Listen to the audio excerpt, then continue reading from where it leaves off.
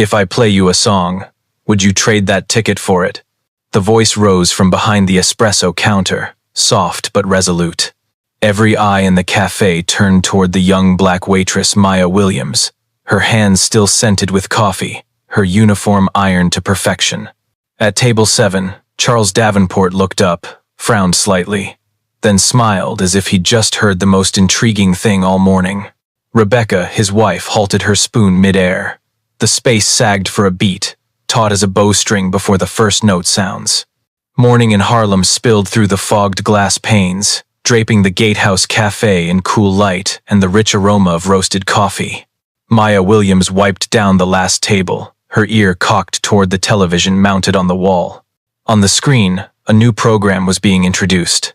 Voices Rising, where music recounts the journeys of those never heard. The announcer's voice boomed, proud, while below, the logo spun against a silvery blue backdrop, exactly the name Maya had written in the proposal she'd sent 8 months ago. She stood frozen. The glass cup slipped from her hand, shattering on the tiled floor. No one noticed, except Franco, the barista, who glanced over with a hesitant look. Maya couldn't tear her eyes from the screen. Every line of introduction, every promotional word, every swell of background melody was a fragment of her memory. The idea she'd penned during exhausting late nights. The faith she'd sent out hoping to lend her voice to the world. Now, it all beamed across television airwaves, under someone else's name. She let out a silent laugh, soundless.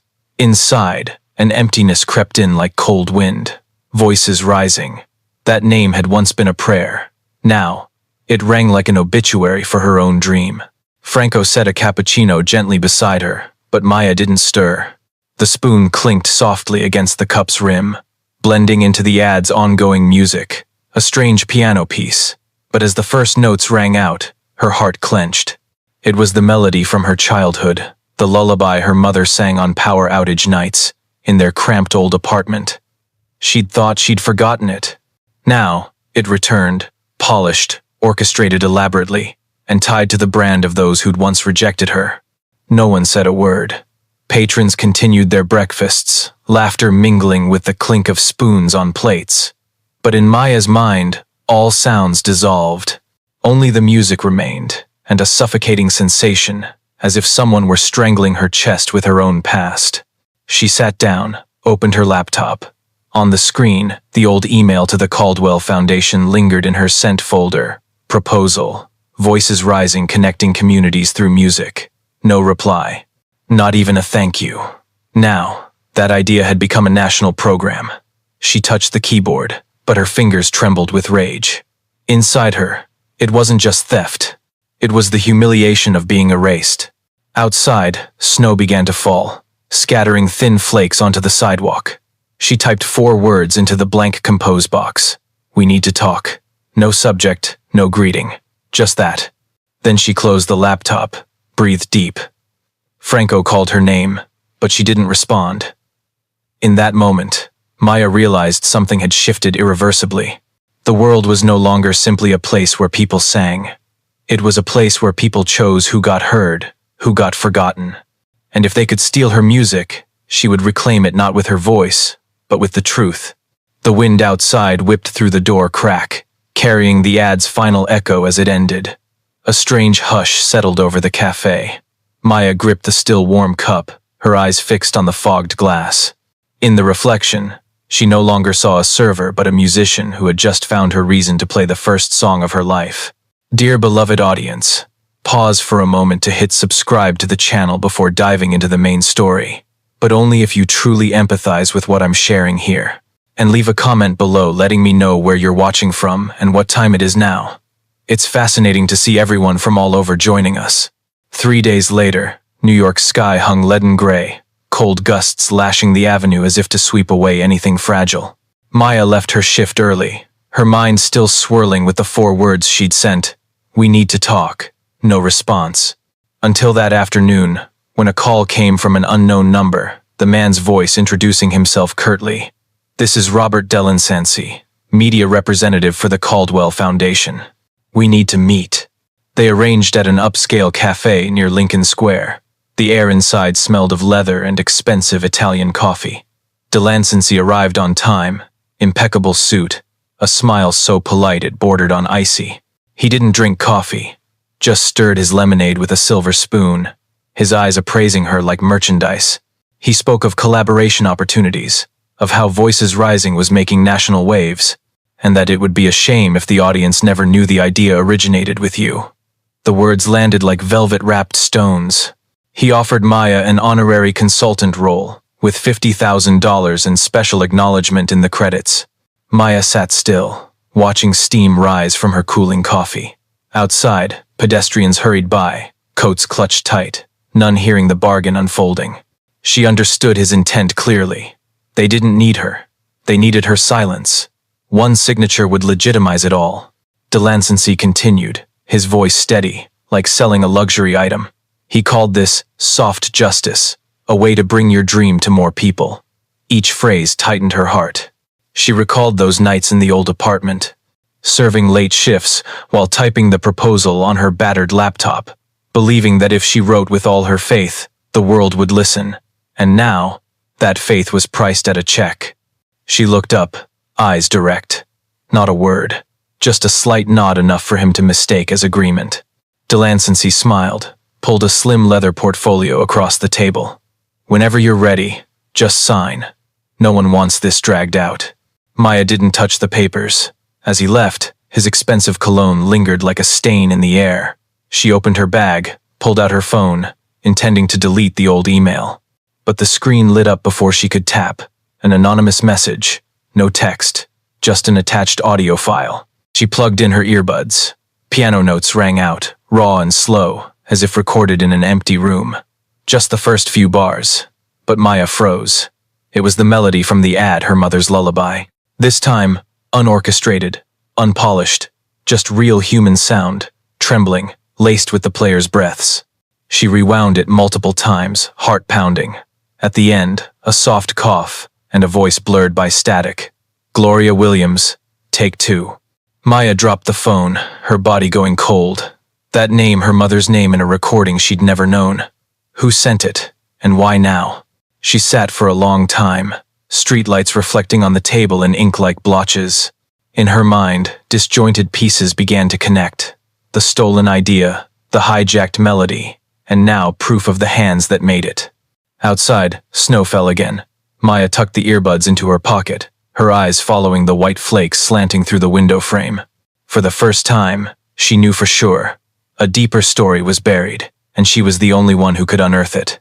All right, dear audience of mine, if you're watching and finding this story intriguing, comment number 1 or I'm still here to keep listening, okay? That night, Maya couldn't sleep. The piano in the recording echoed in her head, looping like an unsolved question. She replayed the file dozens of times, slowing it down, zooming in on the waveform, searching for any sign it was a prank. But at the end, the muffled voice remained eerily clear. Gloria Williams, take 2. Her mother. She'd never heard her mother play. In Maya's memories, Gloria was a nurse always coming home late, hands rough, smile kind, humming lullabies only when fatigue didn't force her straight to sleep. That woman had no piano, no time, no chance to dream of music. But now, that voice, that piano, it contradicted everything Maya thought she knew. The next morning, she brought the recording to Gatehouse. Franco had just unlocked the door, eyes still heavy with sleep.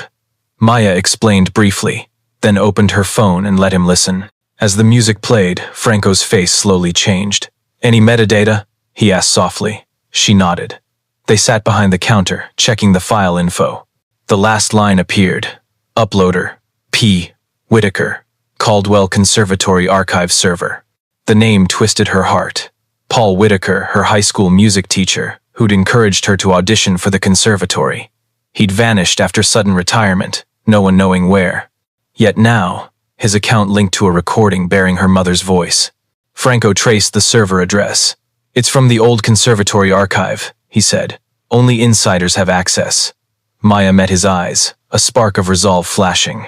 If Whitaker was alive, only he would know why her mother's name appeared there.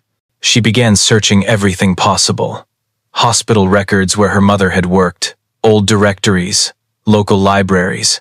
Night after night, after shifts, She sat in her dim apartment, facing a list of dead-end clues.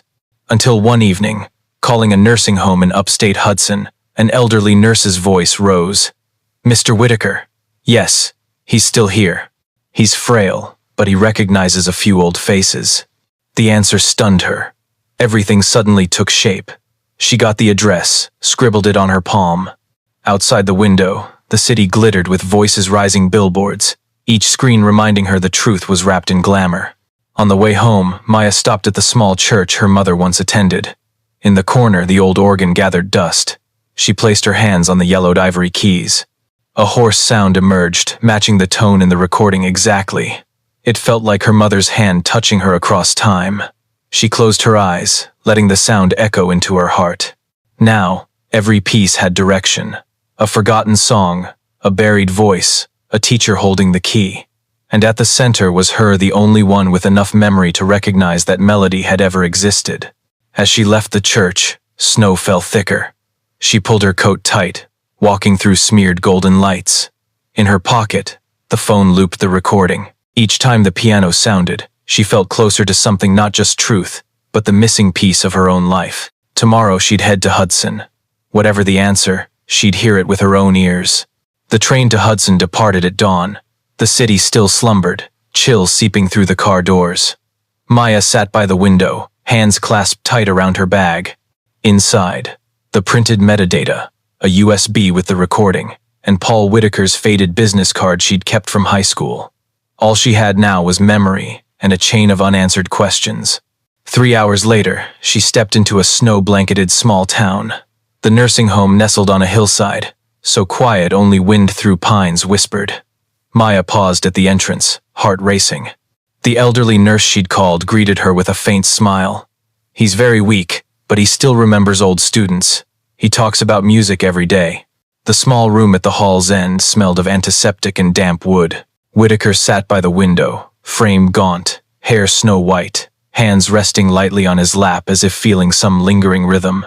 As Maya entered, he looked up. His dull eyes sharpened for a moment. "Maya?" His voice rasped, frail. She nodded. Without many words, she pulled out her phone, played the recording. As the piano sounded, his shoulders trembled. His hands clenched, then opened, as if reaching for invisible keys.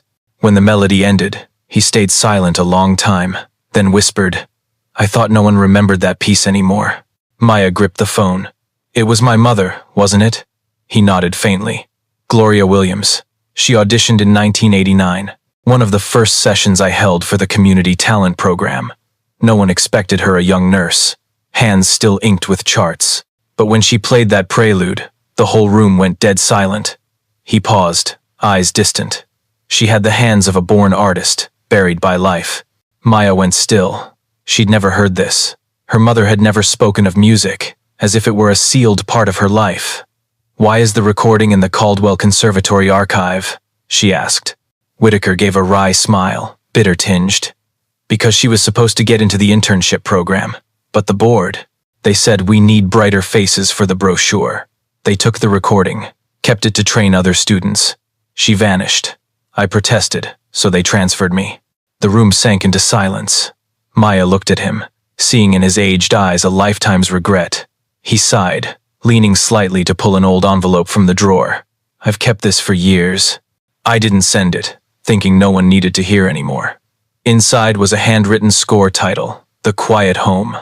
At the page's corner, a shaky signature, "Gloria W." Maya lifted the paper, as if afraid it'd dissolve. The ink was faded but clear, neat, gentle, just like her mother. The piece wasn't perfect, with crossouts, but every measure held raw, primal emotion. Before leaving, Whitaker rasped. Her music was never lost. It just waited for someone to play it again. Maya bowed her head in thanks, stepped outside. Snow poured thicker, blanketing the path. On the return train, she opened the handwritten score by the window, watching the notes blend with the silver light outside. Something formed inside her, not just longing or anger, but purpose. Her mother had been robbed of her voice. Now, it was her turn to reclaim it. She closed her eyes. In her mind, The Quiet Home began to play, not unfinished, but complete, as if the world itself waited for her to play it once more. The train reached Manhattan at dusk. Maya left the station with the old envelope pressed tight in her coat pocket, as if loosening her grip would let the past dissolve into the cold wind. She went straight to Gatehouse, where golden lights still spilled onto the familiar wooden floor. Franco looked up as she entered, concern flickering in his eyes. "You look like you walked through a storm," he murmured. She didn't reply, just placed the handwritten score on the counter. Franco glanced at it, then fell silent. Sometimes, silence was the only way to honor something sacred. That night, with the cafe closed, Maya sat alone at the piano. Her mother's sheet music lay before her, beside the phone playing the old recording. She traced each note, each beat, matching it to the sound, and then something strange happened reaching the bridge. The melody aligned perfectly with the background theme in Voices Rising. The program the Caldwell Foundation promoted heavily. It wasn't similarity, it was a copy. The entire structure, rhythm, even the small phrasing flaws matched. She stopped playing, sat motionless. Reality drained of sound. They hadn't just taken her idea. They'd stolen her mother's music, an unpublished piece lying dormant for over 3 decades in the archive. A legacy pilfered and reborn as collective creation. The next morning, she sought out Claire Merriman, the woman who'd supported her first performance. Claire listened to the side-by-side comparison, her eyes turning cold, calculating. "If it's as you say, this is copyright infringement and ethical violation," she said. "But you need original proof, recording date, archive rights, ownership name." Maya pulled out Whitaker's envelope, the handwritten score, the metadata.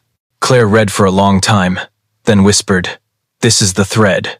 Caldwell has an unpublicized internal archive. If your mother's recording is there, we can prove it all." That evening, Maya returned to her apartment, turned on the TV. The Voices Rising ad appeared again, this time with the tagline, "Honoring Forgotten Voices." Each note stabbed like a small knife. She eyed the end credits crawl. Sponsored by the Caldwell Foundation. That name now symbolized prestige, power. But to Maya, it was just a gold-plated mask over a lie. She opened her laptop, typed dozens of emails to reporters, lawyers, indie music contacts. She knew she was touching a system that could crush challengers. But this time, fear had no voice. "Midnight," Franco texted. "If you're going far, make sure you're not alone." She stared at the words, then replied, "I'm not going for me. I'm going for Mom." The next day, Maya hit the public library, digging through 1,980 music archives. Amid thousands of dusty files, she found a catalog titled Community Talent Program, Gloria Williams, 1,989. Faded copy, but enough to verify originality. Her hands shook signing the photocopy receipt. On the way home, snow melted to cold rain, spotting the pavement. She walked faster, Whitaker's words echoing. Her music was never lost. It just waited for someone to play it again. Now, Maya understood she wasn't just replaying, she was demanding justice for a generation erased. People like her mother, like thousands of quiet talents buried under others' spotlights. Back home, she placed the copy on the table, lit a lamp, and began writing. The Quiet Home Original Composition by Gloria Williams, recovered and restored by her daughter. The words trembled, but glowed bright on the page like a prelude to the battle ahead. Are you still here, dear audience? Cue me pause to relax a bit, maybe sip some water, then keep listening to the captivating content, okay? Comment number 1 if you find this story interesting. Don't forget to hit subscribe to the channel. 3 days later, Maya sat in Claire Merriman's small office, gazing through the window at a damp, gray New York City. On the desk, stacks of files, copies, USBs, handwritten letters, and scrawled notes. Each paper was a piece, and each piece evidence of decades enforced silence. Claire, usually calm as a lawyer should be, looked steely today. "Caldwell won't let this slide easily," she said, voice low. "If they really used that recording for Voices Rising, it means they exploited archive data unlawfully. That's a crime." Maya nodded. She'd pulled 2 sleepless nights gathering everything provable. Metadata, handwritten score, recording, even Whitaker's letter. But inside, fear smoldered, not of losing, but that when the truth emerged, her mother would become a tool in a cold legal fight. Claire sorted the documents into 2 stacks, One for lawyers, one for press. First step, she said. We send a verification demand letter on ownership. Caldwell has 72 hours to respond. If they dodge, we go public. Maya eyed the letter's header. Unauthorized use of the quiet home. That name once a lullaby, now evidence. She signed the bottom in small, neat script. Maya Williams, legal representative of Gloria Williams. 3 days passed in heavy silence. No word from Caldwell.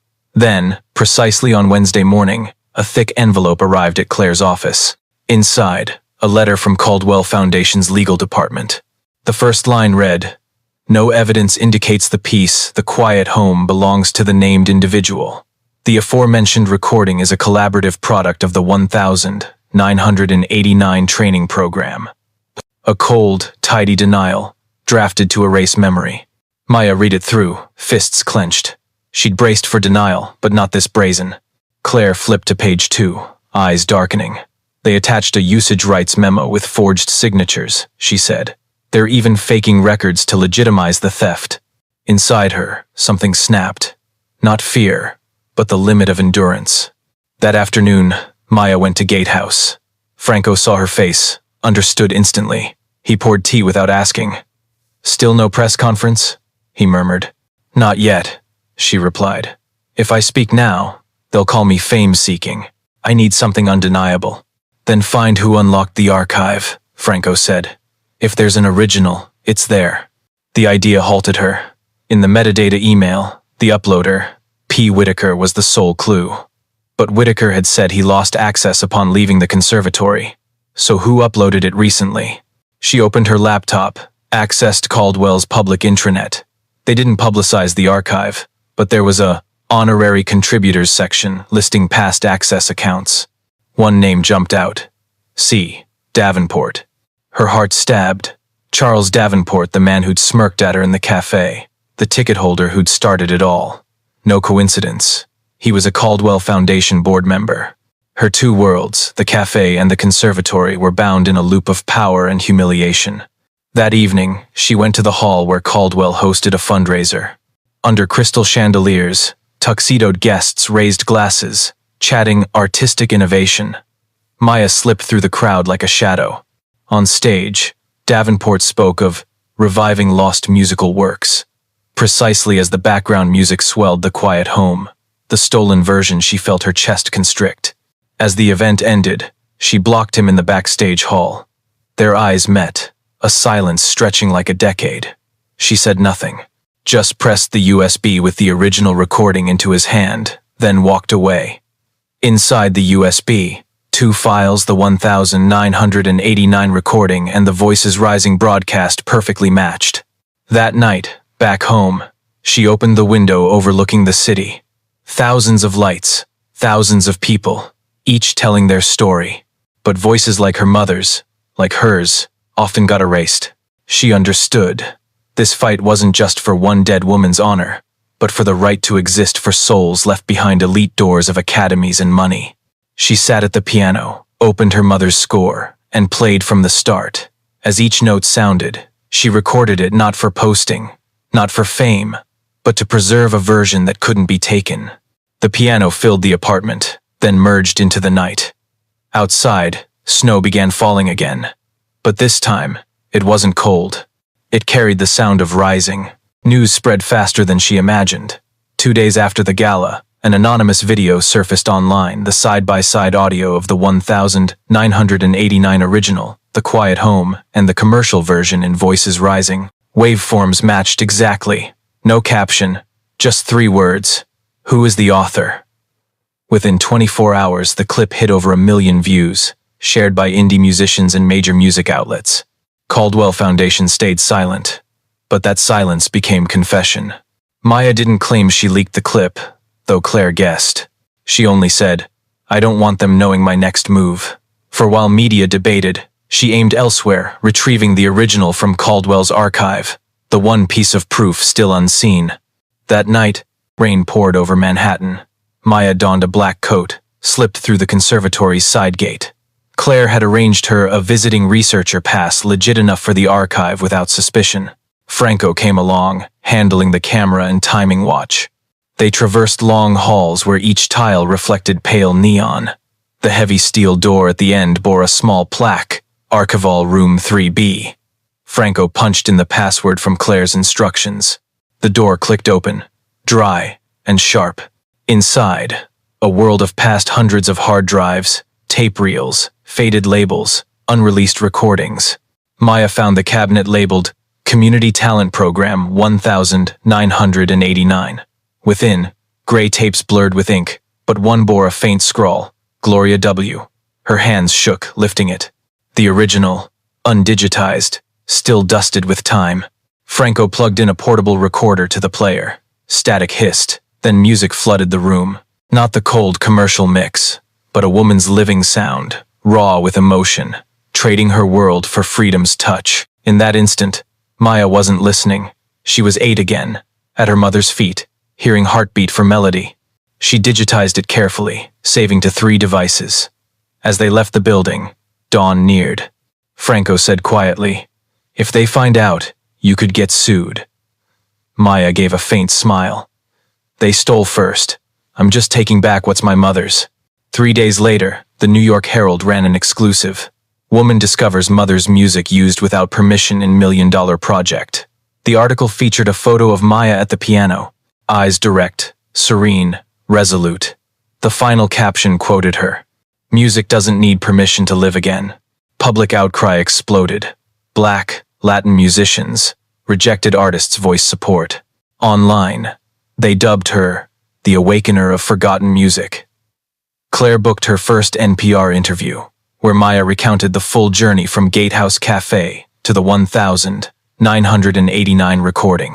No drama, no tragedy, just a tale of memory and justice. But behind scenes, Caldwell Foundation counterattacked. They hired a PR team blaming historical data management error. In media, they claimed, ready to collaborate with the Williams family to honor the legacy. Claire warned, "They're not repentant, they're paving to save face."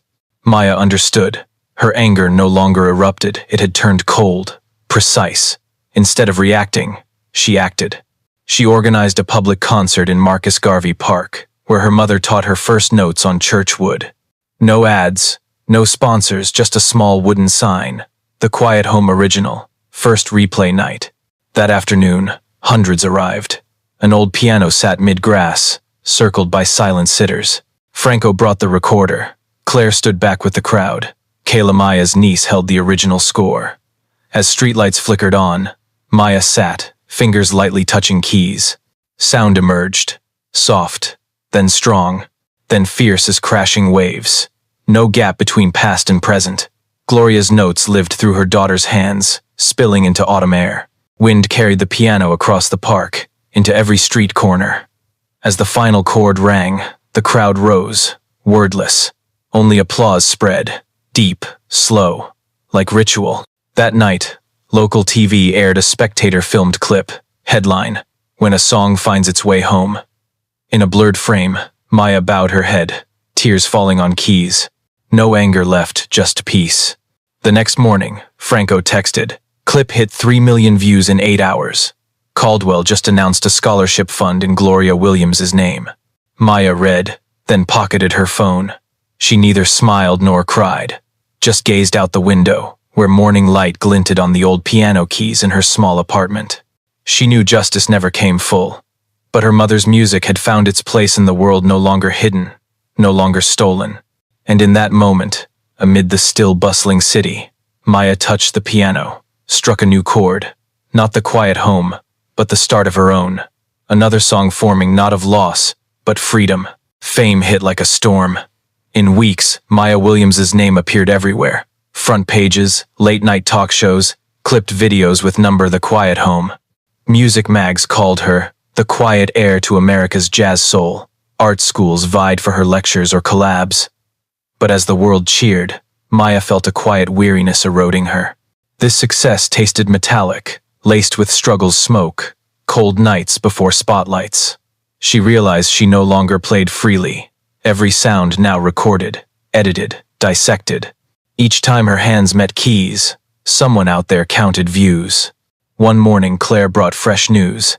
They want you for Caldwell's honorary award, she said slowly. Harmony for justice. You'd be honored with foundation leaders. Maya went still.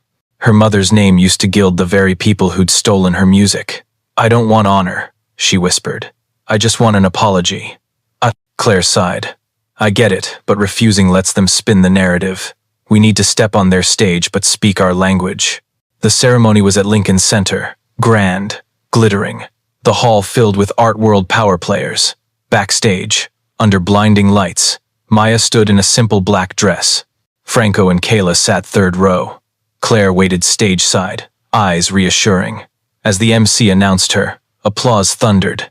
Maya stepped out. Lights nearly blinded, but she didn't falter. At the mic, her smile calm. Thank you for this award, she began, voice even, deliberate. But before accepting, I want to tell a story. The room hushed. She spoke of Gloria Williams, the woman forgotten in a conservatory's data vault, who believed music the last place for human honesty. She shared serving years, humiliation, awakening from a stolen song, breath held. Her close landed like a hammer. An award can't replace an apology, and justice shouldn't need a stage. Silence enveloped. No one knew whether to clap or stand. Maya bowed, set the trophy on the podium, walked off. Franco watched, eyes misting. Claire said nothing, just nodded. That night, her speech video went viral not for music, but courage. The next day, Caldwell Foundation issued a statement, admitting the violation, pledging full rights to the quiet home to the Williams family, and a public apology. But Maya skipped the news. She returned to Gatehouse, where it began. The café unchanged coffee scent, spoon clinks, murmurs of laughter. Franco wiped the counter, looked up smiling. I knew you'd come back, he said. No one leaves the place that wrote their story forever. Maya sat in her old chair, gazing at the room's corner where the piano waited, quiet and loyal. She touched a key lightly cold, but familiar. This time, she whispered, we're not playing to prove anything. Franco nodded, dimmed the main lights, leaving warm glow around the piano corner. As she began playing, the cafe hushed. No cameras, no audience, just sound flowing, natural as breath. A new piece, unnamed, soft as farewell to the past storm.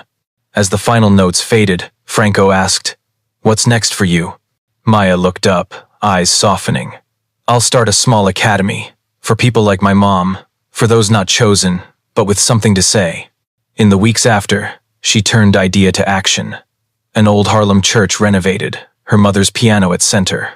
Walls whitewashed, light through stained glass. Small sign out front, the Quiet Home Institute, where music doesn't need permission to exist. Word spread quick, and then kids came, boys. Girls with battered instruments, crumpled scores, dreams unfit for art schools. Maya taught not just playing, but listening to self. Each class started with her words. Don't fear silence. In silence, music finds you. One late autumn afternoon, as the last student left, Maya stayed alone, dusting the keys. Outside, sun set slow, light streaking gold across her hands. She closed her eyes, hearing her heartbeat blend with wind. No halls, no awards, no fear of forgetting. Just a woman and piano, two souls, one legacy. And in that stillness, the quiet home had truly come home. The following month, things seemed settled. The Quiet Home Institute ran steady. Harlem kids streamed in afternoons. Piano, drums, voices blending like new life. Maya worked ceaselessly, nearly forgetting the outside world. But somewhere out there, undercurrents rose. One morning, Claire called urgently. Caldwell Foundation held a solo presser. They claim voices rising is collective achievement and deny appropriation. They even imply you're fabricating for attention. Maya held the phone, silent. She knew this was coming. When power wounds, they counter with smear. That afternoon, articles hit simultaneously online. Maya Williams, genius, or fabricator. Is the Quiet Home Institute truly non-profit?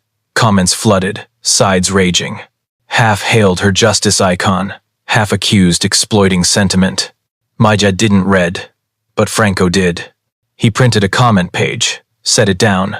She's just milking her mom's death for brand. Maya eyed the line, smiled faintly, not bitter, but weary. Sometimes, she said, people can't believe truth if it doesn't profit them. Claire advised silence. Wait the storm. But Maya knew silence could be sin too, so she accepted NPR's live interview invite, the first to give her voice. The interview was in a small studio, soft light, no audience. The veteran host who'd covered her Caldwell win opened. Maya, after all, what keeps you going? She answered slowly, unprepared, scriptless. Because silence has sound too, and when people try bearing a voice, it echoes louder. The interview spread, but simultaneously, another blow landed. An investigative piece on the Standard. The Quiet Home founder used archive materials illegally. It quoted an anonymous source claiming Maya broke into Caldwell's data vault to steal the recording. Claire spotted the counterplay. If public bought it, Maya's prior wins crumbled. She was advised to avoid public until lawyers handled. But Maya couldn't sit. If they make me a thief, she said, at least I'll say why I had to steal. She opened her laptop, filmed a short video in the music room. No pro lights, no edits. Just her, the old piano, her mother's handwritten score, her voice low, tired, but firm. I didn't steal anything. I just reclaimed the sound they locked in darkness. If guilty, I plead to believing a nurse mother's music deserves hearing like any symphony out there. The video exploded. Over 10 million views in 2 days. Public swung back. Professors, artists, even Caldwell students confirmed their archive held Gloria Williams's recording. Ex-staff sent public apologies. Then, the unexpected. Tessa Caldwell, Charles Caldwell's daughter, reached out to Maya. They met secretly at a small Brooklyn tea shop. Tessa differed from her glossy TV image slight girl, anxious eyes. I've read it all, she said, voice shaking. My father. He knew. He always knew that music wasn't Caldwell's. She placed a folder on the table. Internal contract between Whitaker, Caldwell Foundation, and the Community Talent Program. Handwritten addendum. Full ownership of all recordings to Caldwell Conservatory. Signed, Charles Davenport. Maya went silent. The folder proved Caldwell faked archive rights. Why give me this? Maya asked. Tessa met her gaze. Because I don't want to live off a lie's legacy anymore. Claire filed the documents immediately. A new suit reopened, not just copyright, but systematic intellectual property fraud. News detonated media. Caldwell Foundation collapsed in weeks. Board suspended. Assets frozen. But victory brought isolation. Maya surrounded by reporters, invites, anonymous threats, faces trying to politicize her. She refused all, retreating to Harlem, near Hermit in the music room. One evening, Franco visited. He sat beside, silent amid papers, strewn contracts, scores, thank you letters. You won, he whispered. No, Maya replied, eyes to the window. I just reclaimed what never should have been lost. True win is when no one endures this again. Outside, rain fell soft on the small sign, the Quiet Home Institute. In streetlight, droplets gleamed like dim keys. She rose, approached the piano, struck chords. Franco listened, smile fleeting. What piece? Untitled, she said. Maybe the Quiet Home's sequel. Piano sounded, blending with rain, into an unwritten song. In each note, weariness, peace, voids of the lost. She played till rain stopped, dawn gilding the windows. The next day, Maya got an NPR envelope. Inside, special invite. We want a live concert where you tell your story through your own music. She set the letter down, smiled faintly. Outside, kids arrived for lessons. A girl asked, Miss Maya, can music change the world? She pondered, then, no, but it can change a heart, and sometimes, that's enough.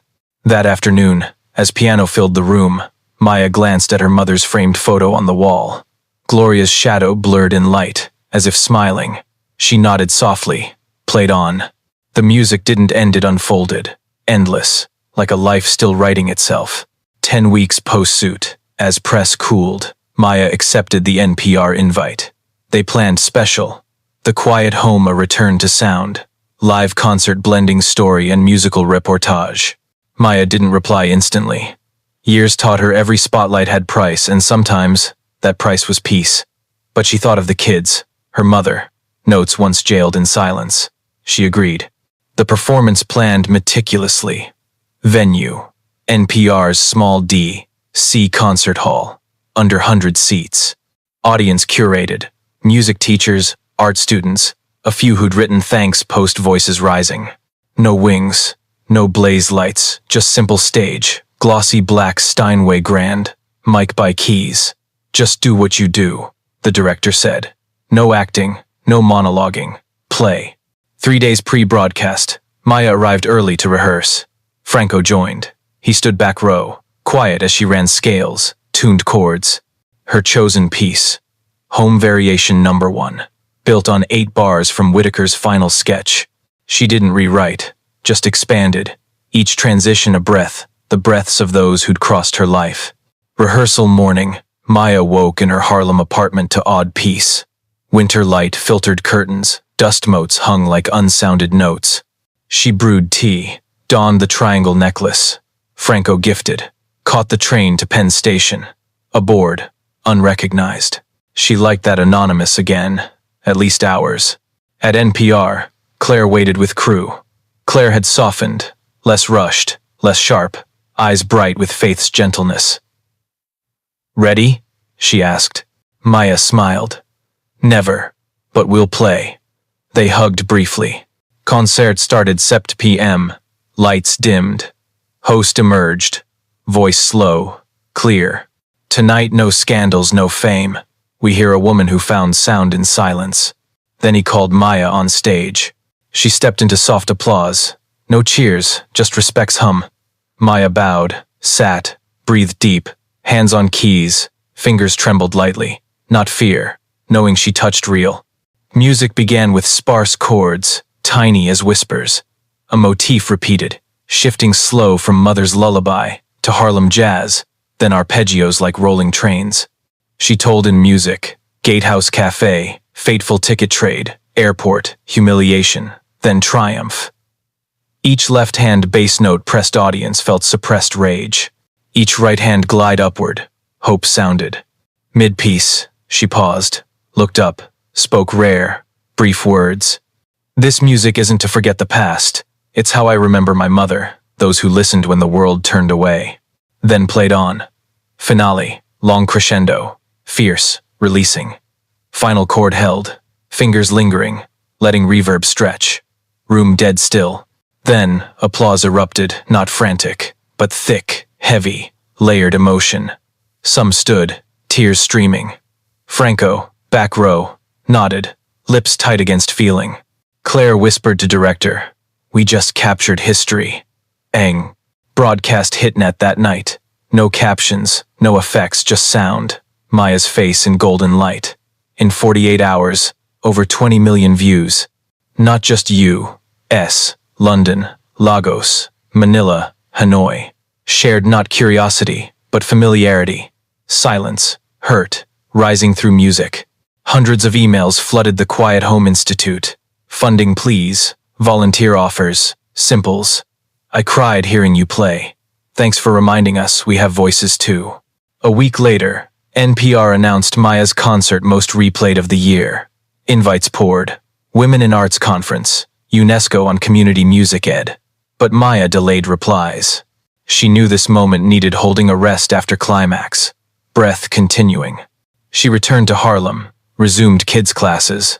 When Franco teased exploit the glow, she laughed. Light holds no one, but shared, it lights paths for many. One evening, post-lesson, Tessa Caldwell texted, "My father passed. He left you a letter.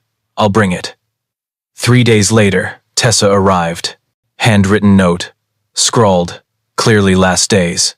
"Maya, I don't expect forgiveness, but thank you for doing what I couldn't speak truth. I lived amid music but never heard.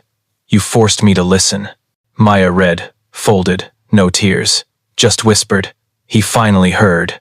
Next spring, the Quiet Home Institute added 2 branches, one Brooklyn, one Detroit. She skipped ribbon cuts, speeches, just stood outside, watching kids rush to rooms, piano crashing. That night, home, she played Home Variation No. 1 recording.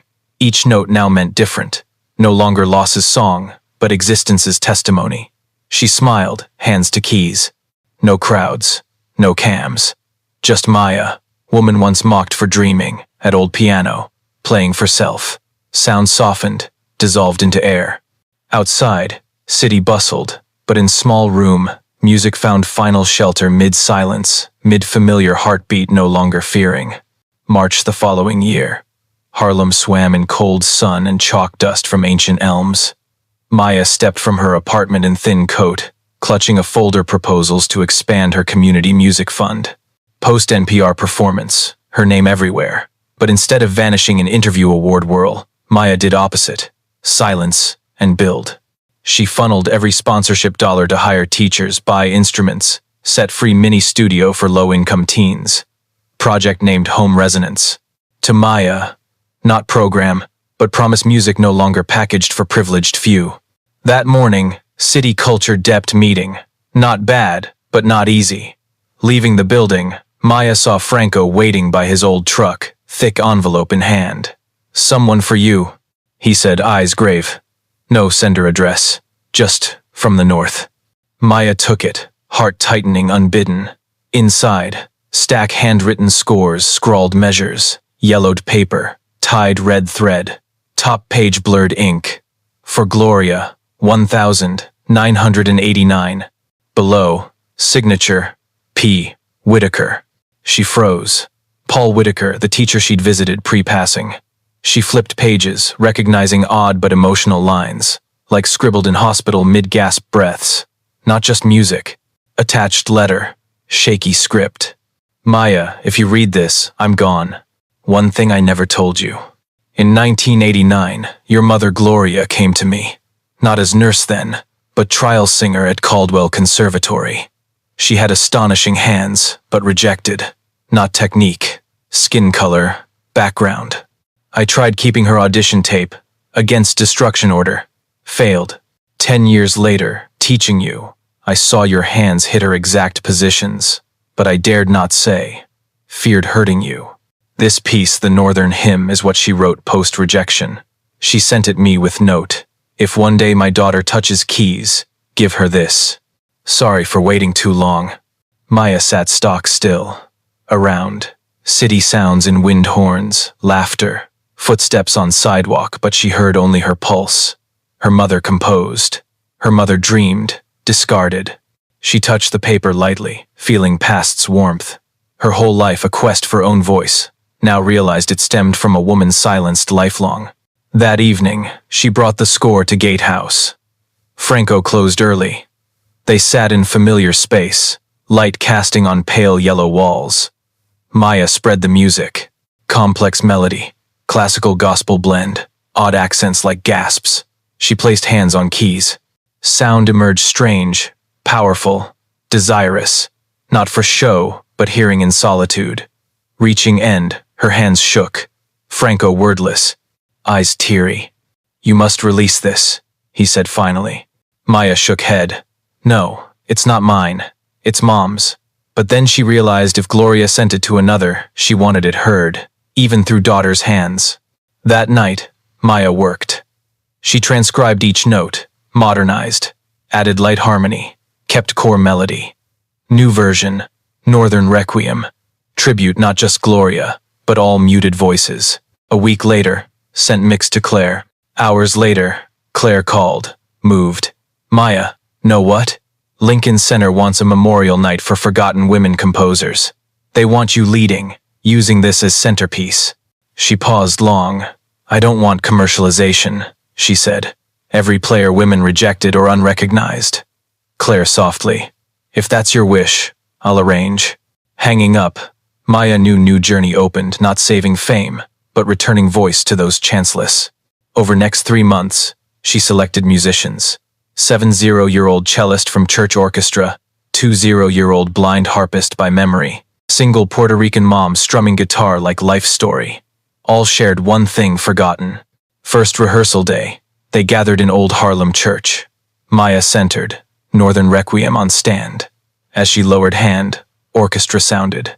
No words, no glances, just sound deep, thick, honest. Mid-piece, Maya felt hand on shoulder. No one there, but she knew it, mother. As music ended, ensemble hushed. One sobbed. Franco, last row, bowed head. Claire by door, wiped eyes. Maya whispered, "That's just the opening." Late night, all gone, she stayed alone. Music's afterglow lingered. She sat at piano, reopened mother's handwriting, eyed, "For Gloria, 1989. Understood. Some songs take generation to sound." Outside, light snow fell. In that fall, Maya began sequel Requiem number 2. Voices unheard. Not to end mother's tale, but link to another's life. And first time, she no longer played for anyone. She played with them. June. New York sweltered humid as car horn symphony and millions rushed breaths. Lincoln Center's digital board glowed. Northern Requiem, a concert for the unheard, curated by Maya Williams. Maya stood across square, eyes on board long. Not pride, but in moment. Felt mother there, not photo, not memory, but in Manhattan's electric glow. Past 3 months madness. She handled all. Permits, convincing organizers, small donors, guarding idea from commercial show hands. Claire flanked media, press, Franco logistics, morale for group, Orchestra 21, mostly women, teen POC from unmentioned neighborhoods. Rehearsed Harlem church nightly. No AC, no bright lights, just passion, desire from sound. Nearer date, pressure mounted. One night, all gone. Maya alone in practice room, eyed full score on stand.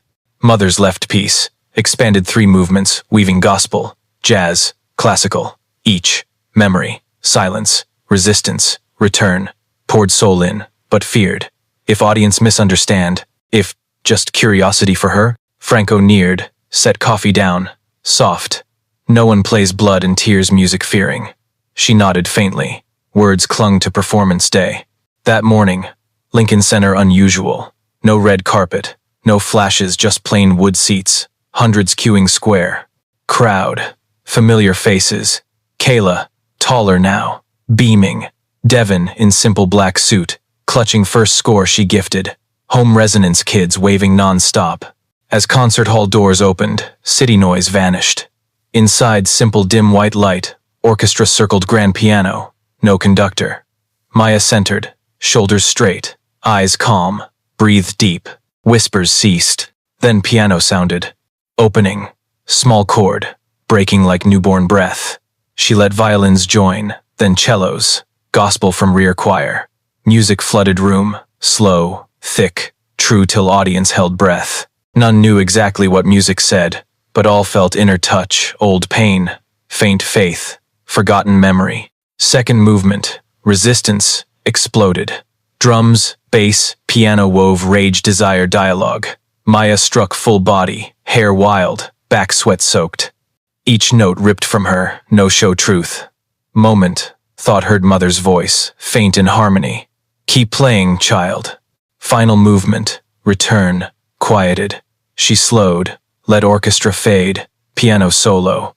End notes fell like church raindrops, then stopped. No bow, no explain. Just looked up, eyes wet, straight to hall. Silence stretched near minute. Then one clap, 2 room thundered applause like storm. But Maya, no smile, stood mid-sound rain, eyed ceiling lights like stars. As crowd left, Claire neared, soft.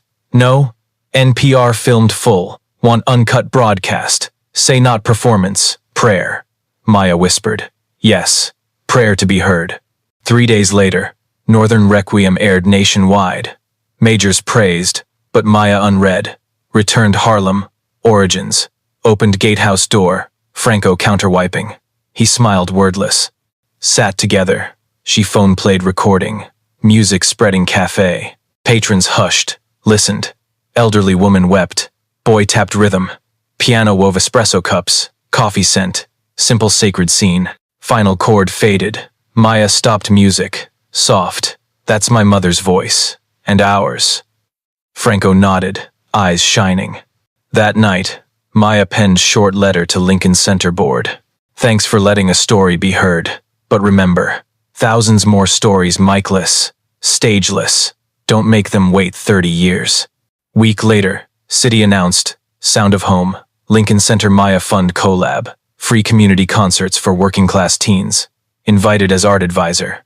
That evening, back mother's old apartment, she opened closet, pulled original The Northern Hymn, paper yellowed, ink fading, framed it glass, hung wall beside old mother-daughter photo. Outside, City roared, but room silent. Not empty, fulfilled silence, where music completed its circle. Sat, hands to keys. New melody formed gentle, quiet, forward. No longer Northern Requiem, but beginning again. Next fall, New York's wind carried dry leaves, distant train whistles. Gatehouse Café no longer just cafe gathering spot. Weekends, young musicians, students, dream abandoners gathered. New piano centered, lid engraved small silver. For the unheard, to those never listened to. Maya sat corner table, familiar herbal tea, watched scene like living harmony. Franco approached, notepad of upcoming shows. Next month booked solid, he said, half proud, half worried. 13 solos, 4 student bands, 2 fundraisers.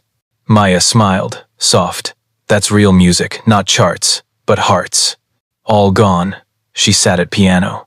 Beside, black-white mother photo Gloria, eyes bright as hearing ancient something. Fingers to keys, played soft original Northern Hymn, unpublished. Sound flowed no pain, no tear, warm, past-present merging. Months after, Sound of Home grew beyond expect. Dozens public schools joined. Other cities, Chicago, Baltimore, Atlanta, contacted Maya to replicate. Traveled everywhere, taught, guided, but deep, still woman once at Café Piano, believing music humanity's last refuge. Late October afternoon, pre-Juilliard talk place once rejected her. Franco entered. Thick envelope. From London, he said. Maya opened. Letter from International Music Museum. Wanted display original Northern Hymn in Women Who Played Anyway, exhibit honoring history forgotten women composers. Reread letter. Heart pounding. First, Gloria Williams named beside greats. No longer shadow, but own voice. Heard. Noted. Maya nodded, tears welling, smile clear. Mom, whispered. We're home. That evening, train to Brooklyn meet Kayla, now 13, in Caldwell Scholarship, now Williams Caldwell Foundation. Jonathan Caldwell's daughter refounded to honor father's promise. Girl showed Maya self-composed score, scrawled but strong. Auntie think? Kayla asked, eyes eager. Maya kind smile. Auntie thinks this first song a fearless one. Juilliard talk day. Hall packed. White light on stage where Maya sat by piano. Not audition, not prove, but recount music journey. Gatehouse kitchen to Lincoln Center. Espresso humiliation to global concert. Spoke little, played much. Notes simple strong, as if Juilliard's cold walls heard belated apology. End. Students rose, clapping. Silver-haired professor approached, handed official invite. Juilliard honorary chair of social arts education. Eyed paper, then hall, soft. Thank you. But true title, not this paper. In every child learning trust own music. Hall hushed, then thunderous applause. Way home, past Central Park. Leaves littered paths. Sat wood bench, pulled notebook, wrote new pieces first lines. Title, Inheritance Legacy. Wrote slow, notes firm, no longer fearing loss. That night, back Harlem, Franco cleared tables. Young students chattered. Devin now tutored littles. Another girl played Requiem clumsy but full feel. Maya stood still, listened, smiled. Here? Franco asked. How they play? Just like you once. Soft. No, you wrong. They play freer than I ever dared. Dimmed lights. Left window glow on wall notes, stories turned sound. Music no longer survival tool. Became successor's language. And that quiet night, as piano echoed old streets, Maya knew true legacy, not her written song, but hands continuing play. Her music left her, became worlds. One winter morning, Harlem veiled thin fog, city breath fading in first Sunday. Small front sign, silver slightly faded. The Quiet Home Institute where silence becomes music. Inside, wide room, light through colored panes, dappling glossy black Steinway the piano through Maya's every storm. Kids clustered Franco, giggling as he showed rhythm. Kayla, now assistant teacher. Hair neat, silver music note necklace, Maya's 14th birthday gift. Corner. Maya sat quiet, notating inheritance finale. This piece, unlike any composed. No fierce, no resist, light as breath. No longer cry, thank you. Subtitle. For every voice that found its home. 10 years since first the quiet home play. World changed. Caldwell Foundation gone, but Gloria Williams Scholarship lived, nurturing hundreds young talents. Many places, Maya-inspired free music classes sprouted Boston to New Orleans, Detroit to Nairobi, called the Quiet Movement, making music breath right again. Maya no media. Most time teaching, writing, occasional closed church performances. Each play, eyes sought empty corner memory seat where mother sat, hands folded, listening silent. That afternoon, Claire visited, London News. Women who played anyway exhibit ending, she said. Want return original Northern hymn to you. Maya smiled, shook head faint. No. Let's stay. Where seen, remembered. Music shouldn't return locked drawer. Claire nodded. You always others first. Maya soft. No. Just living what mom taught. If music truly yours, no need hold. Chatted long, recalling starts from old Gatehouse, Lincoln concert, Justice Reclaim moment. Claire left, dusk fallen. Maya watched, felt chapter close gentle. Night fell. Alone, empty classroom, small light on keys. Began inheritance. Sound warm, clear as drops. Each chord memory. Franco, Claire, Whitaker, Gloria. Heard all. Fear, loss, then forgive. Music end. Maya looked up. Room still. Not lonely silence, fullness. Silence needing no soundproof existence. Rose, open door. Cold wind rushed, carrying kids' laughter from backyard. Franco taught blues. Small boy missed beat. Group roared laugh. Scene softened Maya's heart. Kayla ran up, handed score sheet. Auntie Maya wrote new. Call the home that listens. Eyed music, first notes shaky, then steady. Hand on Kayla's shoulder soft. Beautiful, said, because now you grasp most important. What? Music needs not just player, needs heart listener. Evening, all gone. Maya wrote short self-letter first years. Maya, if day you forget why started, return here. Listen, kids' piano, street wind, this room's silence. That's music. Not yours, but life's. Quote, folded letter, placed wood box beside mother's score. Window, snow began silent, fine, bright. Maya watched long. Each flake melted glass like sparkling note. Smiled faint, turned piano, struck final notes. No more quiet home, northern hymn, inheritance. Just nameless sounds, self-writing present moment. Then, gentle close, Maya released keys. Whispered, near only self here. Ultimately, all music returns where belongs silence. Behind, door ajar. Franco stood, light on face, kind smile. Here, kids playing your piece in yard. Maya nodded, stepped out. Snow fell, streetlights silvered her hair. Young piano sounded winter night imperfect, but true. Closed eyes, listened. No more words needed, no more notes. For ultimately, the quiet home no longer place, but legacy, eternal sound, echoing forever in world learned to listen silence. That spring, Harlem blazed as if city bid Maya final hello. Avenue, vendor calls, horns, somewhere grand piano echoed half-open window. Folk said, each dawn pre-quiet home institute doors open. Someone sat playing unnamed peace light. Slow, full peace. No one saw face, but hearers all said same. That piano timbre of one lived, fought, lost, forgave. Maya Williams's story spread beyond tickets, concerts, videos once world stunned. No longer Waitress trading song for flight. Reminder sometimes, one daring sing in silent room, world turns to listen. Outside, kids left class, clutched crumpled scores, laughed under Sunday. Boy turned back to classroom piano, eyes bright. She sat there. Someone whispered. Played us whole world. Teacher desk, mid-old drafts, mother photo, Maya's final letter framed wood. Music never leaves, just shapeshifts, sometimes piano, sometimes breath, sometimes silence left in others' hearts. Sun dipped behind church roof. Franco entered, lit lights, golden glow on empty piano, smiled as hearing lingering sound. Somewhere, faint, distant piano echoed simple melody, imperfect, true to tears. Maya gone, but her music stayed.